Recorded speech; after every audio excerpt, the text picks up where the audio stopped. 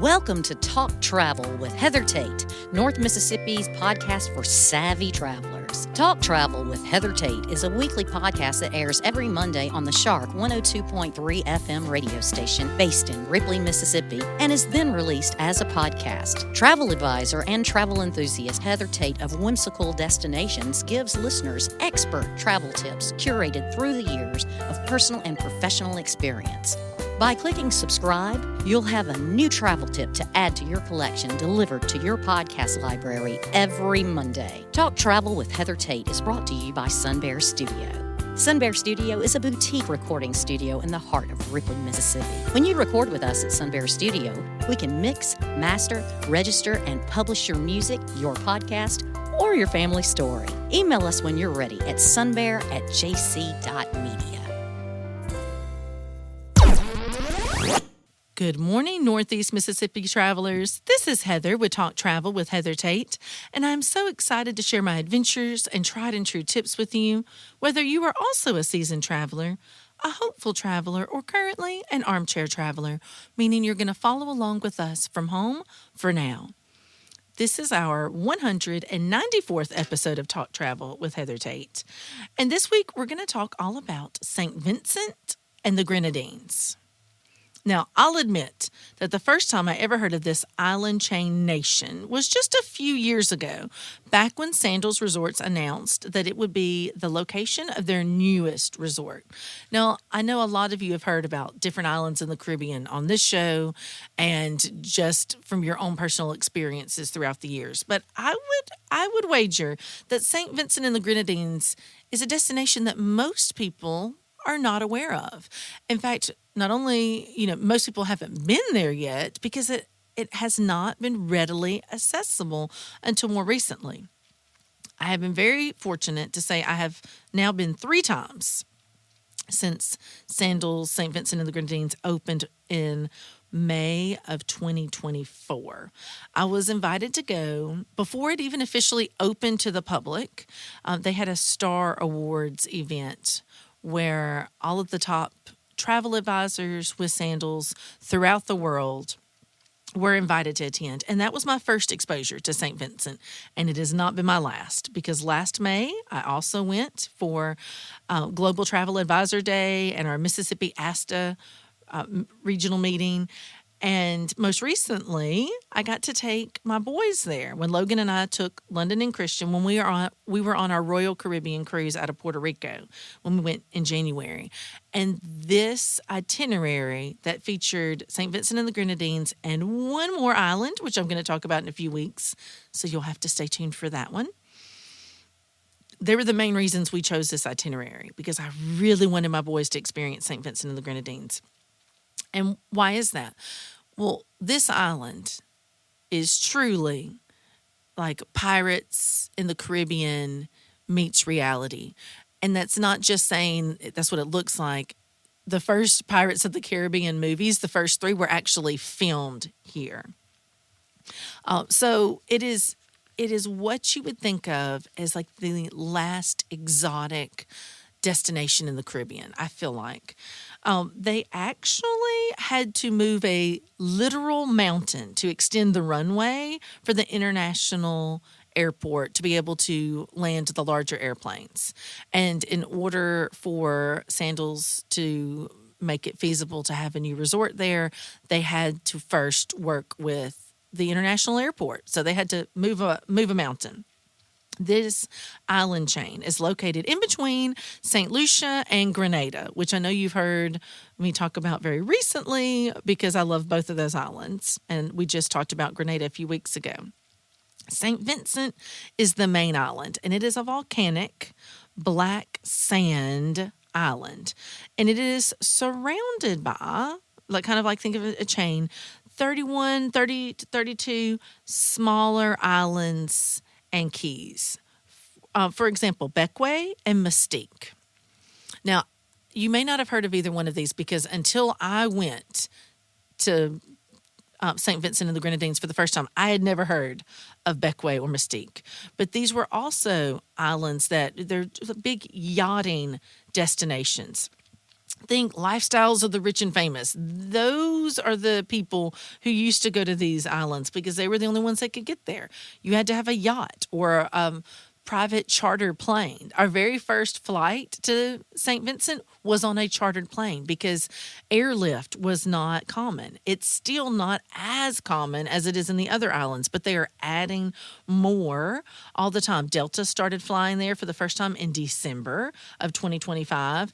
American is adding more flights. So even still, it's not going to have as many flights as a lot of the more popular islands that you're familiar with. That has been one of the true struggles of having larger resorts there, is that you could not get people there. But now it's becoming easier and more accessible. So I'm going to talk a little bit about some of the islands of the Grenadines. But first, I want to tell you a little bit more about the mainland, which is St. Vincent. Now, I told you that it's volcanic, and so that means all the beaches there are going to be black sand beaches. But don't worry, because if you love the white sand beach experience, that is not far away. You can take a ferry to Bequia, which is like a literal paradise. When I went there for the first time, when we went to both Mystique and Bequia, I thought like Bequia was exactly what you imagine a deserted island being. If it were then taken over and you had, a few really nice restaurants and a local town where you could go to the boutiques and shops and local artisans, none of it felt artificial, right? Like it has this authentic experience where the souvenirs don't seem like they were imported in, right? They're handmade, they're painted, and you feel like you're taking a little piece of the art from the island, not just something that could have been from any gift shop, right? Like your stereotypical gift shop. They don't have those there. It is a much more authentic experience.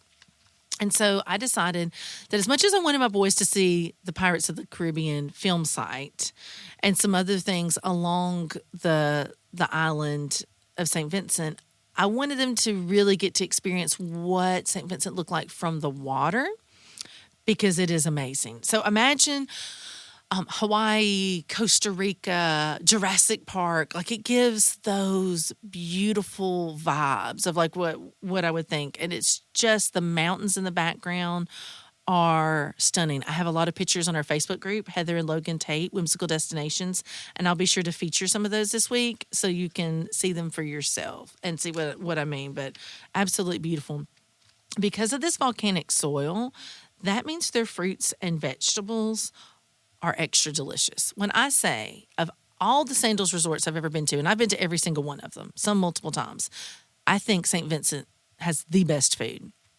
They have a restaurant there called Bucan, where everything is locally sourced, and it's the type of foods that they would have, like what they call like a river bake, where they would have, and it's served family style, lots of vegetables, fruits, and you do have an assortment of your main dishes that have meat in them, and you get to try everything.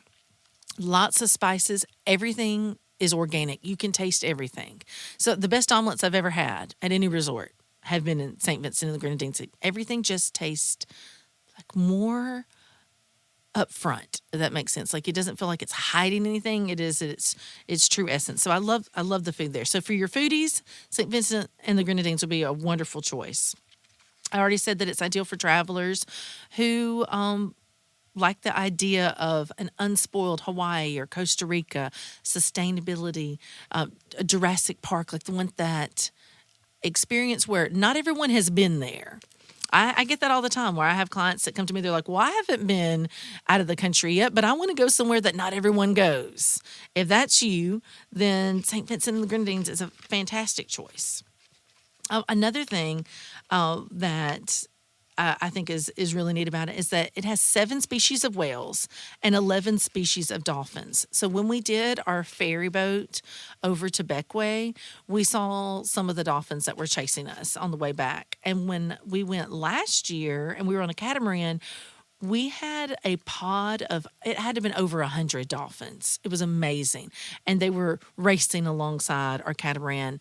And they told us that they were there every evening. When they do the sunset catamaran, the dolphins appear and they all go. And it was just like something out of a movie. Like it didn't feel real. So we were being led to the film site of Pirates of the Caribbean by a pod of 100 dolphins, and then all of a sudden you can see, you can almost hear the music in the background, and then they start playing the music over the catamaran, the Pirates of the Caribbean theme song, and there you are. And our tour guide, when we went to Darkview Falls and we went to the Botanical Gardens, which, by the way, is the very first, so it's the oldest botanical garden in the entire Western Hemisphere back in 1765. Our tour guide said that when he was a young boy and they were filming the Pirates of the Caribbean, that'll make you feel really old when you're on a tour and your guide is telling you about when he was a young boy and he got to see Johnny Depp and all of the other actors, Orlando Bloom and Keira Knightley, when they were filming the first Pirates of the Caribbean. He remembers him and his friends going and watching from afar the film site. So that was that was a fun experience. But there's so many excursions that are available on the island for St. Vincent, but I really felt like with us just being there for the one day with our boys, because we're there on a cruise, I said, I want you to experience the Grenadines, and we'll be back where we can go to St. Vincent itself and go to the waterfalls and go to the botanical gardens and go to the Pirates of the Caribbean site. I was like, we'll be back because Sandals Family Resort Beaches has property there that they're going to build a beaches resort there. So I told our boys, we'll be back there. I want you to experience some of the islands of the Grenadines for this experience. And that's where you're going to get the white, powdery sand, beautiful colored water, very calm, very warm. So we had a wonderful experience doing that. Before tourism is starting to make not a heyday there, because I will say they've even said, I've spoken with the Minister of Tourism now twice from St. Vincent and the Grenadines. They don't want St. Vincent to be just any other destination. Like they do not want it to become a destination with lots of condos and major resorts that take up the view of the landscape, right? Like they want this to be a sustainable experience. They want tourism to come in, but they don't want it to overtake.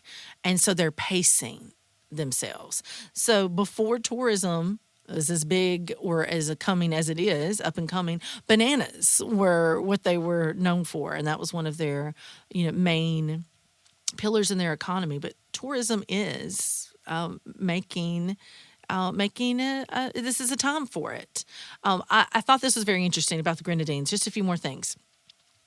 Grenadines actually means pomegranates. So it's kind of like these little islands are sprinkled like pomegranates all around the main island of St. Vincent. And, it is not uncommon at all for people in the mainland to have, family that live on the islands of the Grenadines. They even have a fast ferry where you can go from the mainland to Beckway in 30 minutes instead of the slower ferry, which we took. It was probably about 50 minutes to an hour. So they have the car ferry that goes back and forth. So you have where the main island and the smaller islands, they all kind of like they work together. It has been an independent country since 1979. It's a former British colony. English is the official language, so there was no issue whatsoever in communication here. We didn't have any issue. The people there are so friendly.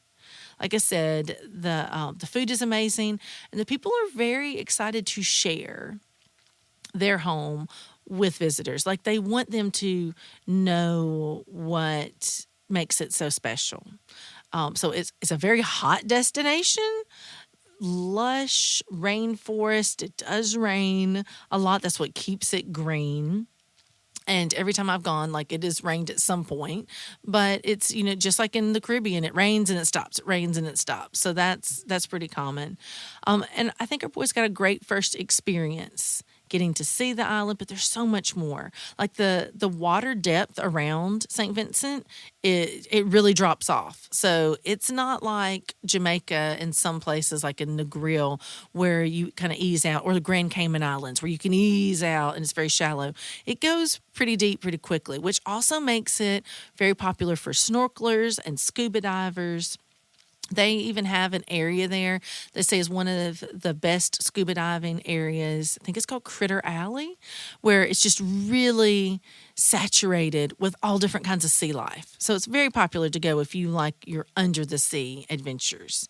So what we did with the boys, we took the ferry, we went to Beckway, we had a beach day, we had a picnic lunch on the beach. We also went to their town, did a little souvenir shopping, just walked around and enjoyed looking at the artisans and seeing what they had there. I would spend more time. I would feel like if I went instead, you can easily do a day trip to Beckway, but I think it would be a really great combination to even spend the night there, do a night or two in addition to staying in St. Vincent.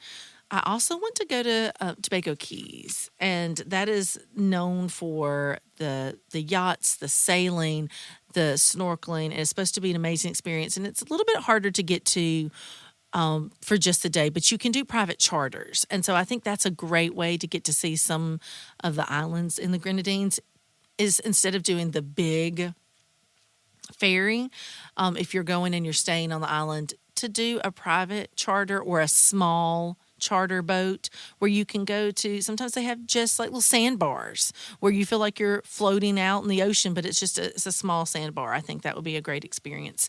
So it was not my first time, and it is not going to be my last time, and hopefully not my boys' last time, because I want to take them back to this very special island. So if it has not ever been on your radar, I hope that St. Vincent and the Grenadines now is. It's a beautiful destination. And I can't wait to share more of it with you on our Facebook group and hopefully help plan you a trip there yourselves in the future. That's all the time we have for this week's episode of Talk Travel with Heather Tate. Thank you so much for tuning in. Life is a great adventure. Take the trip. Make those memories. You won't regret it.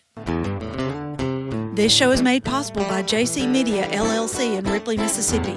JC Media owns the Shark 102.3 Classic Rock FM radio station where the show is hosted.